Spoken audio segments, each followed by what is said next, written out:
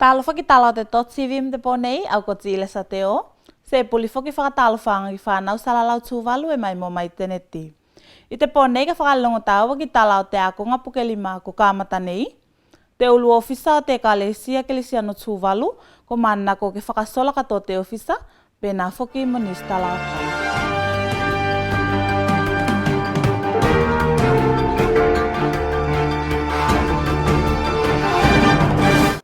Te akonga pukelima Tuvalu ko te tasti, te lai whakatele mai lalo o te matanga luenga whakatūtua te malo, ko o tinei ne kāmata na polokalame ako akonga me te vai tau fau tēnei. E ono mata aupu e whakaakonga mai lalo o te tasti, ka kona whaki se tino walu tupu o ta maliki ne whakamauolo toingoa, ke akonga lato i te polokalame tēnei. Te vai taim tēnei, ko tine kāmata ne a te delivery o modules ko lai, e whai ke deliver i te polokalame tēnei. Ako whakatautakanga mo te kāmatanga o polokalame, ne kāmatalo mai te yāmati ne, i te tausanga nei.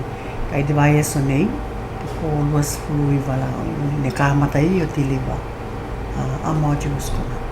A modules ko nei e whai ni lātou, ko te working with timber, working with concrete, o te literacy and numeracy for basic trades, o te basic painting.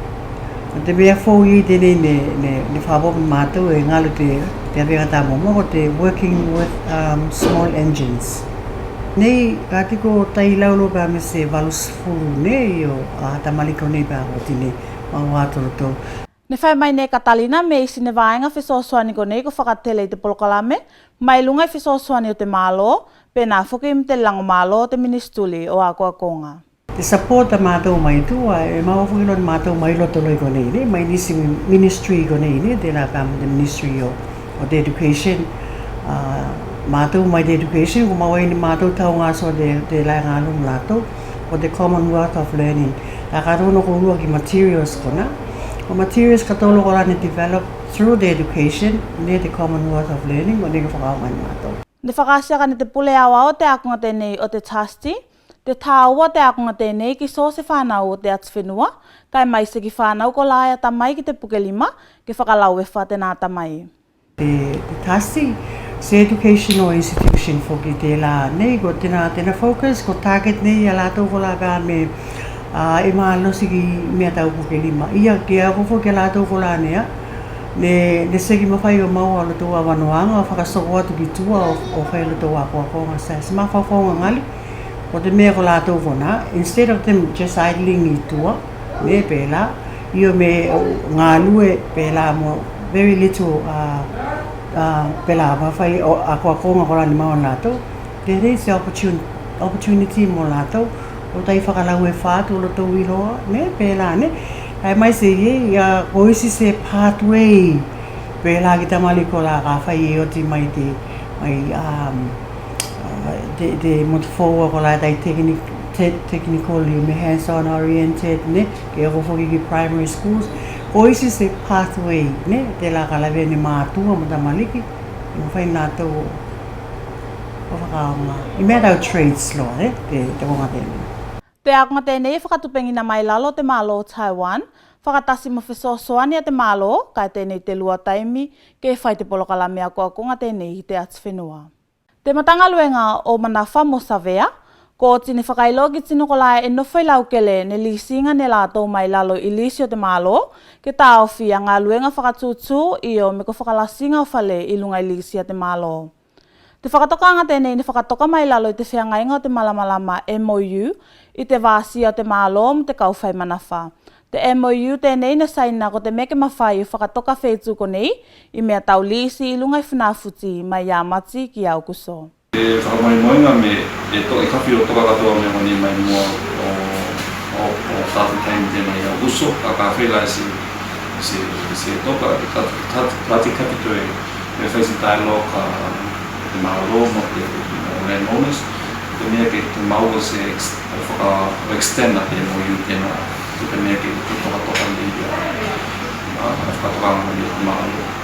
E tai toko ke loa tino i te laumua nei e nofoi lunga i laukele ne lisi ne lātou, mai laukele lisi a te mālo. Laukele o mai au whakakara sublease ni tinawag. Yung may tenants mo yun. Para pamadala mo wala tulo ka sa sublease ni kaya ito file tawag o file ka kayo ito access and then kasi mo file na ako ito scheme mo na sa scheme. May terminate ka ito na sa at iso na wala ka na kayo sumutaki mo sumutaki mo yung officer may na ito fay so kung hindi naman ito community dyan na kaya nag-iis sinalo ka tas motivate tayo mo ito kaya nalo mo ito Te ofisa te matanga lue nga e matala I tūlanga lue mai te sunga fua ki ta solima I so se tino e fia mai na I tūlanga tēnei. Ai lotu fua me so se kalatia ki o se patutunga mai mua nei poti ne iku te mato task force, te land task force. Kota mea ke consult mai mua ki kune te lands and serving department. Ke iron mato to our awareness. Ko consult ke mato ki ko I te FNLTV, te lai te complete te lai non ki te suini I land owners of Maut. Me pēthea e maua te clearance mai mato ko kapi o proceed o whaia project nga I o mene marunga wana e whai mo I laukele mo nisi. Toi whakamasawa mai te mātanga luenga o manafa musawea, ki lunga I tino katoko la e nofo I lunga I laukele lisinga o te malo, ke tau tali ki te whaiwhainga tēnei ki te taimi e toka I te wheitu o lātou, mō tino whai manafa. Te ulu te ofisa o te kālesia ke lisiano Tuvalu I lunga I whanawhuti nei, ko o pili se lau pasene te whakaongane I a te iti la. Mea nei se atia kenga te la e mawhai e whakafōlinga mai lunga I whesosoani mai te malo Canada, sawi lumaki tionam te lipoti. Te whailau te sawa o te kālesia na whapatonu mai me kōti na talia te whātangia lātou, ke maua tupa whisosani mai Canada mu whakataunu te atia kenga tēnei. Ia na pati me tusam te ona spulu a whetala tupe Australia, ne whakamaua mai te malo Canada. Te moiu tēnei e māsansalo o saina I ko, o te suida o te kālesia ki siana Tuvalu, ne mo te whakamutukutonga tēnei a Canada, ne te Canadian Fund. Ara e saina ne au, nisio lato I te administration e tau sai. O saina hoki I lato mana mai Canada. Ka whai koto ka saina nga wana, o asane ko release mai te roto branch. Whai ngā tēnā, ko te anganga maalunga, ko te mea kuma whai o toi whakapoko te iti, te mahalosi o te iti. Te lai e mawhai o whakaonga mai te la. Ka te mea mawhai o whakatele ki e te ulu ofisa o te kālesia ke siana Tuvalu. Nei, tu waitaimi nei e kāti se 5%. Te rālo mea whawhane, te 5% e pawa mātou, pawa mai te iti. Ako te swa 5% ako pawa mai te la, te iti la. Te waitaimi nei ko ngā sue te ulu ofisa ke mawhailo se lau pasene te whakaongane lātou te iti la. Te lala ne toi whātangi te ofisa ke mawhai o toi whisosani a Canada ki te manakonga tēnei. A te rāne mga talia nātou te project tēnā, ka te mea mawhai o. Toi tongi mai nātou ne solar panels, monisi mea, kora ka mawhai o pōpo te maharosi o te iti. Ka te mea mawhai o whanaka mai I te 5 kVA, I te school 5 kVA. Nā rā te whakamoe I te waitaimi tēnei, ke mawhai o maua mai te whakisene tēnā Canada e ono school wafe. Ke toi mawhai o toi upgrade ki eia te project tēnei o te solar, o te e kālesia ke siana Tuvalu tēnā o ofisa. Ne whai mai whuki nei whiti lau, me ne ka mata whakaongane lātou a te iti la I te tausanga ko whano, ka ne la siki tēnā whisosani ki lunga I te tongi o te iti. The project ne manuia I te ruape fitu kana I te skulwaru, ne kai ne tai tuai a mātou ngā sue, ne ko te mea mawhai o whakaonga sosuani ko na yung kanata. Yala la mato ni Michael dito office school. Tampai ko la mato ko dumi ko fa yo. Whakaonga sosuani ko ni. Ito na kita ko la politi ya. Ate sende de la lesia fa no to mi mawitsi. Ala ko ko de le ito ba tai ni. Yala teiti ya fa kilo ta ta tomi ni mato. Ko afa ni mato ni ba mi tomi ni mato de afa. Ko de afa ki ko de amount la ta tomi ni mato. Lo to de masi das. Pamömönga te ofisa ke mafain te ulu ofisa whakao ngā te itila, mo whakaiti ke i te ofisa istaimi mai mua nei. Tēnei te lua taimi ke mauan te ulu ofisa vai ngā whisoswani pēnei, ko lai whakamaua mai nginan te malo Canada.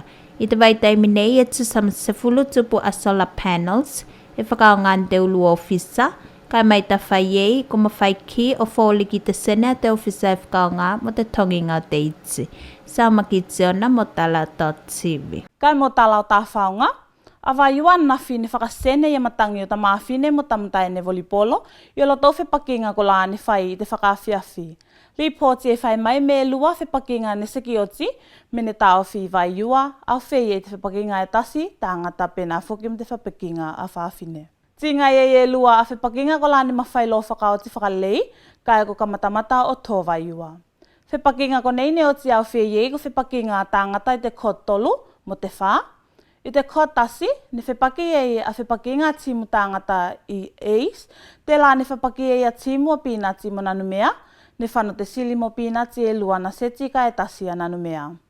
I te swawheitu i te kot lua, ne whepaki a whanawhuti B1 mo te timu a te health, te la ne iku whokiloa ki te whakatau whai ki te toe seti, mai tua te mawanga ne lātou se seti takitasi. Te toe seti ne paulo te awa timu te la ne iku loa ki te whakatau whai ki te kai whakautioti, kai ui ei ne manu mālolo a whanawhuti te la esfulufitu, kai esfulima las kai i te toe seti. Te la ko toi ei a te vaiua. A tā whaonga sekioti ko te whepakinga timu tāngata i te kotolu i te vāsia o te timu o te fisheries mo New Tau B. Ripoti e whai mai me ko tasi te seti a te fisheries, kai ko iku ki tāu fi te whepakinga i vaiua ko tō. Pēnā whukiloa te whepakinga whawhine timu a B i te kod napa whā, ko tasi te seti a mai tipenda i alo whiangai, kai ko tāu fi me ko tōwhu ki te vaiua. Te komiti e whakatawa nei a te ola lei o tamali ki tā whao, te la e tāo whia tā whao ngai taimi tō vaiua, kai ko whakatoa whepakinga ko nei i te taimi whakamuli. Kai kunga te whainga lakapi i te taki tinonga fulu ma tokoli mai te awhia whinei, ke tuku atu tāua ke te mese ten lokom dena ripoti. Te whepakinga mo te lau ni tauli te lakapi taki tinonga fulu ma tokoli ma, ne whai te whakawhia whinei te vāsia te timu police mo te timu lakena nights mai te kalapuna no mea. Te sui to komiti whai tā whanga le whakamatala mai nei ia me ko te timu police ne whana mo i te sili, te lai lua whara e nanu mea nights e sfulu iwa. A te whakinga te 15 nei ne paki marunga i te timu tene te kalap tene te police, te lakena nights, ne marmaro te police, ne whana penalty ne tapa, tas tena tribe, tena hum tas tena penalty tribe, tena ne wawa i girunga ka i lua wha. Te nights nta tō i lalo, e tolu ana try, tas tēnā tapa ne mist, tēnā nro i ki kai sfulu iwa. E wat mai goni whakamarus ki runga team tarua, e nā whoki mo team goni mai ka tā whao, e haftai lasim dewa nā. Te whepakinga o te lau ni lua whakatautau whakasoko i te asotai au. I te taimi māsani i te vāsia te tupamba o te Tamanoko Eagles. Te mese te logo matala te dotTV. Ko nā la tala o te dotTV me te pō nei, whakawhitai me te whakalongalonga mai, ke manuia te pō, kai tō whā.